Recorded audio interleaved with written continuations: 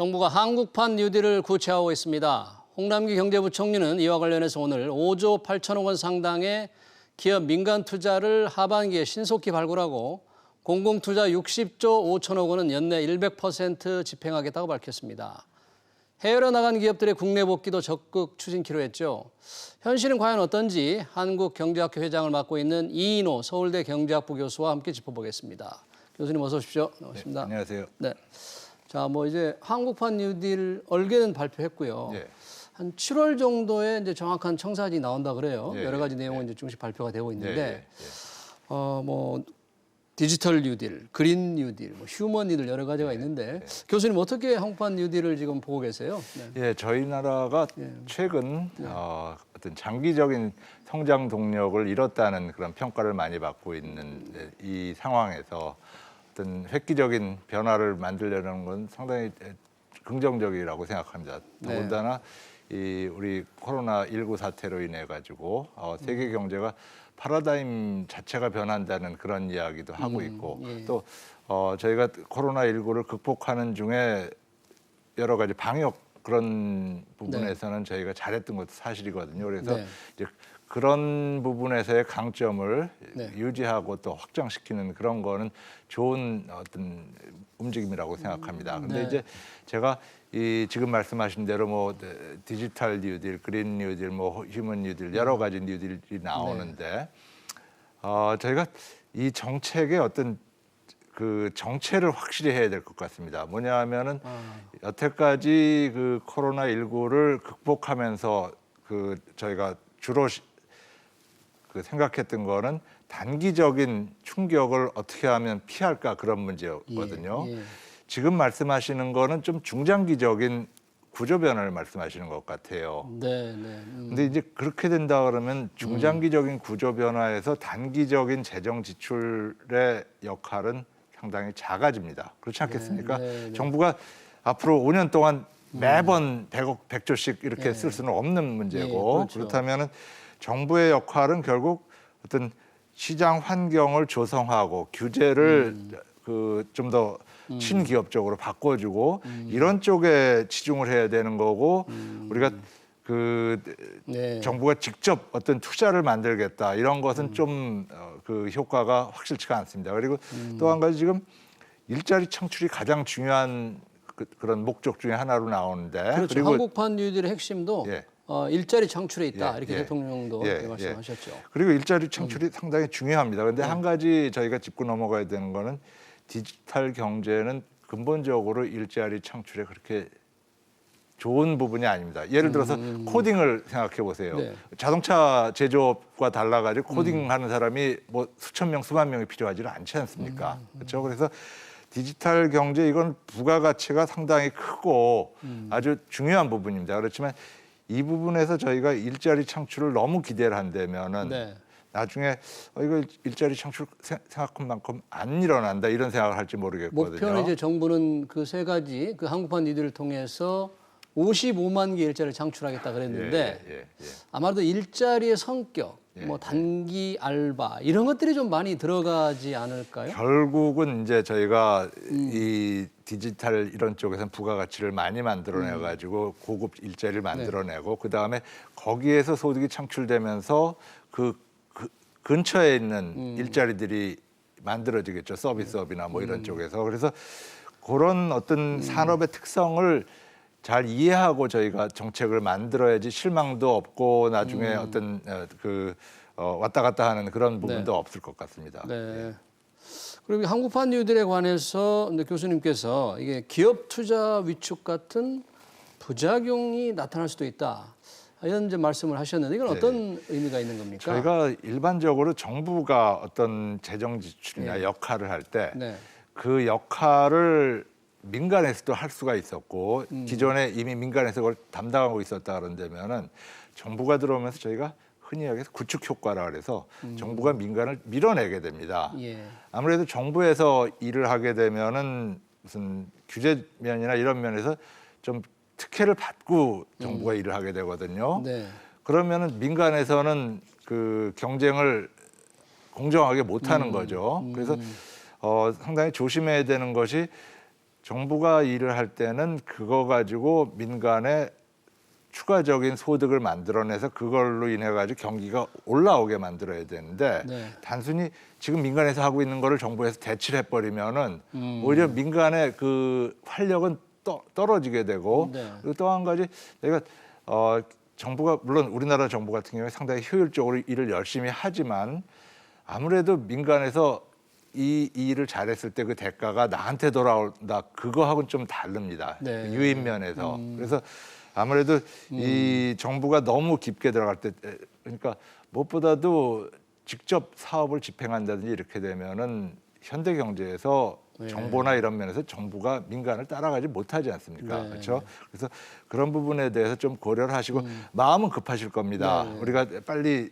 그 민간한테 하라 그러면은 거기서는 이것저것 수익성 따지고 뭐 네. 잘 안 나선다. 근데 우리는 정책적으로 밀고 나갈 수 있지 않냐. 근데 이걸 너무 하시다 보면 나중에서 민간은 그냥 뒷전으로 밀려나 버리고 오히려 정부가 장기적으로 이걸 끌고 나갈 그런 여력이 없는 그런 경우가 발생할 수 있습니다. 예. 그렇다면 민간의 할 일을 정부가 대신함으로써 구축 효과가 나타난다면 어떤 성장 회복의 효과도 기대한 만큼 안 나타날 수도 있겠네요. 그렇습니다. 네. 그런 부분이 가장 큰 문제입니다. 그리고 네. 지금 저희가 여러 가지로 그 코로나19를 극복하면서 뭐 돈이 나간 거라든지 뭐 이런 거에 대해서 효과가 있다는 네. 그런 보도도 있는데 아직은 그 보도를 어떤 해석하기엔 좀 잃는 것이 네.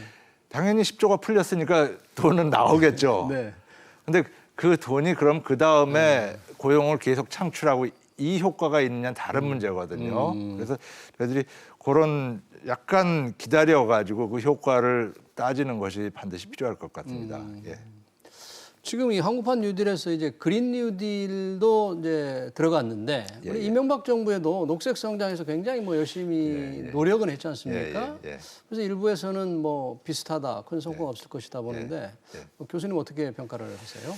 아무래도 환경에 대한 예. 어떤 그 관심은 세계 경제가 계속 더 증가하면 증가하지 줄어들 것 같지는 않고요. 그리고 저희가 그 생활 수준이 높아지면서 환경에 대한 관심이 높아지는 건 사실이거든요. 네. 그런데 이제 저희가 지금 그걸 재탕을 하는 거 아니냐 이런 우려가 있는 것 같은데 뭐 재탕 아니라 뭐라 하더라도 그게 의미가 있는 거라면 해야 되겠죠. 근데 이제 이것이 그린 뉴딜이라는 어떤 그 패키징만 하고 네. 나서 뭐 경제성이 없는 걸 갖다가 지나치게 그 추진하는 그런 결과가 돼서는 좀 네.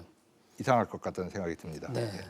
정부가 이제 한국판 뉴딜을 발표하면서 리쇼어링이라는 거, 그러니까 해외로 나간 기업들을 국내로 되돌리는 데도 적극 추진했다고 했잖아요. 사실 이제 리쇼어링이 뭐 유턴인데 지난 2014년에 이제 유턴 관련 법이 제정이 됐어요. 그런데 그 이후에 별로 돌아온 기업이 많지 않아요. 그렇습니다. 그 평가, 그동안의 리쇼어링이 왜 상대적으로 한국의 경우는 부진했는지 왜 그런 결과가 나왔을까요? 이 부분은 아마 저희들이 기업이 어떤 식으로 의사결정을 경영에 대한 의사결정을 하는지에 대한 이해가 좀 필요할 것 같은데 기업은 뭐니 해도 수익성이거든요. 그렇다면은 일회성 보조금 가지고 수익성이 지속적으로 변화하지 않겠죠. 결국 그 기업이 생각할 땐 가장 중요한 거는 경영 환경, 그러니까 노동이라든지 규제라든지 여러 가지 그런 환경이 얼마나 자기네들 영업하는데 그 경영을 하는데 긍정적이냐 이걸 우선 따질 텐데 물론 최근에 뭐 저 일본과의 무역 마찰이나 뭐 이런 여러 가지 경우 때문에 그 경제 외적인 위험 요소가 있다는 거는 기업들도 이제 느꼈습니다. 그렇지만 그렇다 그래가지고 지금 국내에서 경영 환경이 별로 안 좋다면 국내로는 안 돌아오겠다는 생각할지 모르겠어요. 그러니까 그런 위험이 없는 뭐 예를 들어서 동남아 같은 경우에는 거기는 그런 정치적인 위험 없을 것 같다 그러면 중국에서 나와가 차라리 동남아로 가는 것이 낫지 않겠냐 이런 생각을 할 것 같거든요. 그래서 제가 생각할 때는 그 세제 같은 경우에 사실 지속적인 효과가 있으니까 어느 정도는 의미가 있겠지만 무엇보다도 일단 돈을 벌어야지 세금도 내는 거 아닙니까? 그렇죠. 네. 그럼 돈을 벌 환경이 못 된다면은 세금 혜택도 그 다음 문제고 보조금 같은 경우는 더군다나 거의 일회성이라면은 공장 지을 때 한번 받는 그 보조금 가지고 공장을 여기다 갖다 짓지는 않을 것 같습니다. 네. 그러니까 뭐 보조금을 좀 늘리고 또 해외 공장을 좀 줄인 거를 인정해줘서 조금 더 뭐 준다 하더라도 아까 말씀하신 노동 또는 뭐 여러 가지 기업 규제 환경 이런 게 되지 않고는 리쇼어링을 기대할 수 없다. 뭐 이렇게 보시는 제 생각엔 그럴 것 같습니다. 네. 크게 변화가 있을 것 같지는 않습니다. 아 그래요. 정부는 적극적으로 하겠다는 건데 그러면 어떤 구체적으로 그러면 우리는 어떤 정책이 좀 더 필요하겠습니까? 그러니까 항상 나오는 문제지만 이제 노동의 유연성이라든지 규제를 무조건 완화하는 거는 상당히 안 좋습니다. 여러 가지로. 근데 규제를 정비해서 의미 있는 규제는 엄격하게 놔두고 그다음에 의미 없는 규제들 이런 것들은 이제 좀 정리를 해야 되는데 이 최근에 무슨 저희가 타다라든지 여러 가지 그런 경우에 보시면은 규제가 사실은 그 이익 집단 간의 이해하고 관련이 돼 있습니다. 그래서 그 부분에 대한 좀 기술적인 화해. 그러니까 정치권 쪽에서도 상당히 해야 될 역할이 많은 것 같아요. 그러니까 이해 집단들이 분명히 가져와 가지고 우리를 도와달라는 얘기를 할 거거든요. 그래서 새로 이제 시작하는 국회의원님들께서 이게 어떤 쪽이 과연 우리나라 경제의 미래를 위해서 진짜 도움이 될 것인가 이런 생각을 좀 하셔가지고 이해 집단의 그 다툼에 대해서도 좀 선제적으로 역할을 해주시면은 그런 것이 단순히 규제가 정부 입법, 의원 입법 이래 가지고 해결되는 것 같지는 않거든요. 그래서 그런 문제도 좀 해소를 하는 것이 필요할 것 같습니다. 네, 그 리쇼링에 관련돼서 한 가지만 더 여쭤본다면 이 대기업들이 좀 들어와야 일자리가 창출될 텐데 뭐 중소기업이 한 70여 개 들어온 것 같아요. 돌아온 거. 근데 대기업은 뭐 현대모비스가 왔는데 혜택을 또 못 받았다고 그래요. 국고 보조금도. 어떻게 이런 일이 생겼나요? 결국은 그 리쇼링 할 그 지원법 자체 여러 가지 조항이 뭐 어떤 경우에는 제외된다 이런 조항들이 있어가지고 그렇게 된 것 같습니다. 그래서 저희가 그 대기업과 중소기업에 대해서 어떤 식으로 차별성을 둘 거냐 이 문제는 사실 리쇼링 말고도 전체적으로 저희가 좀 생각을 해야 되는 문제인 것 같습니다. 네, 상대적으로 다른 나라는 굉장히 그 파격적인 대책을 준비하고 있다고 그래요. 그 상황이 어떤가요? 해외에서는 아무래도 그 노동시장의 유연성이나 이런 부분이 문제가 없지 않습니까? 그러니까 이제 거기는 그야말로 지원금이나 세제나 이런 거 가지고 충분하다고 생각을 하겠죠. 근데 저희는 이제 그거 말고 좀 더 좀 날카로운 그런 문제가 밑에 숨어 있으니까 결국은 그런 지원 가지고는 효과가 충분하지 않은 것 같습니다. 그러니까 근본적인 경영 환경이 좋아져야 되는데 그게 안 된 상태에서는 보조금을 아무리 늘려봐야 소용이 없고 다른 나라 비교해 볼 때 다른 나라는 충분히 좋으니까 보조금만 더 많이 준다면 온다 그런 얘기시죠. 그러니까 보면은 트럼프 대통령이 여러 가지로 뭐 요새 문제도 되지만 아무튼간에 기업한다 그러면 맘대로 해주겠다 뭐 이런 분위기 때문에 미국이 과거 한 2, 3년 동안 엄청난 호경기를 누렸지 않습니까? 이제 그런 부분도 좀 의미가 있는 것 같습니다. 결국 기업은 뭐니 해도 그 어떤 이익을 추구하는 거에 대한 규제가 없는 걸 자꾸 바라니까요. 근데 그런 면에서 본다면 어제 이제 문재인 대통령이 60 항쟁 관련돼서 기념사에서 이제 평등 경제를 얘기했어요. 그러니까 법무부 공정거래위원회가 기업의 부담을 조금 가중시킬 수 있는 뭐 상법 개정안, 공정거래법 개정안을 이제 발의를 하려고 하는데 어떻게 이거는 더 기업 환경을 좀 안 좋은 쪽으로 만들지 않을까요? 뭐 조금 그런 부분이 있는 것도 사실입니다. 사실 그런데 평등 경제 말씀을 하셨는데 제가 그게 그야말로 어떤 레토릭인지 그러니까 그 정확한 의미를 제가 좀 이해를 못 하겠습니다. 뭐냐면은 코로나 위기 때문에 충격이 그 약한 계층한테 주로 갔다. 그래서 그 얘기를 하셨는데 그 다음에 대책은 다른 쪽에서 불평등이나 나오고 있거든요. 격차가 더 커질 것이라는 걱정을 하신 것 같아요. 그러니까 그 불평등 격차가 커지는 거는 정부로서는 분명히 생각을 하셔야 되는 건데 그렇다면 이번에 코로나19에 대한 어떤 단기 대책에서 이 취약계층에 집중해서 어떤 대책을 마련했는지 아니면 전체 평등을 더 추구를 하셨는지 그 문제는 확실치가 않거든요. 네, 그래서 전체적으로 좀 제가 이 메시지의 어떤 의미를 정확하게 알아야지 될 것 같은데 네, 이 상법 개정안이나